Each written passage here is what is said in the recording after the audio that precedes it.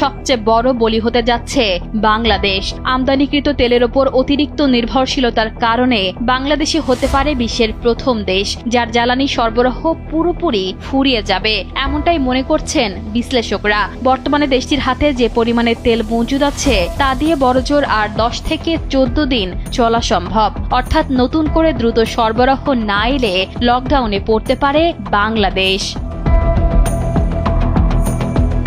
দেশের পেট্রোল পাম্পগুলোতে এখন তেল পাওয়া যেন সোনার হরিণ। গত মাসের শেষের তথ্য মতে ইস্টার্ন রিফাইনারিতে মজুদ আছে মাত্র 80,000 টন, যা দিয়ে সর্বোচ্চ 2 সপ্তাহ চলা সম্ভব। দেশের হাতে মাত্র 9 থেকে 10 দিনের ডিজেল মজুদ আছে। অকটেন দিয়ে বড়জোর 2 সপ্তাহ চালানো যাবে। এই সীমিত মজুদ নিয়ে বাংলাদেশ সরকার এখন চরম চাপের মুখে রয়েছে। জ্বালানি সাশ্রয়ে এরই মধ্যে ডিজেল বিক্রিতে বিধি নিষেধ এবং রেশনিং ব্যবস্থা চালু করা হয়েছে। বর্তমানে এই সংকট মোকাবিলায় সরকার আপ্রাণ চেষ্টা চালাচ্ছে।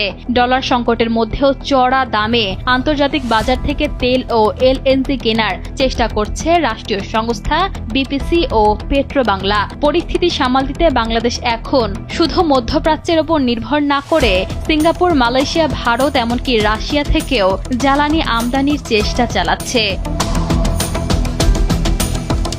বাংলাদেশ তার মোট জ্বালানি চাহিদার প্রায় 95% বিদেশ থেকে আমদানি করে। যুদ্ধের কারণে সরবরাহ পথ বন্ধ হয়ে যাওয়ায় এই সংকট প্রকট হয়েছে। এর ওপর আবার যোগ হয়েছে জনমনে আতঙ্ক। 2022 সালে রাশিয়া ইউক্রেন যুদ্ধের অভিজ্ঞতায় ভয় পেয়ে অনেকে অতিরিক্ত তেল মজুত করতে শুরু করেছে, যা বাজারে কৃত্রিম সংকট তৈরি করেছে।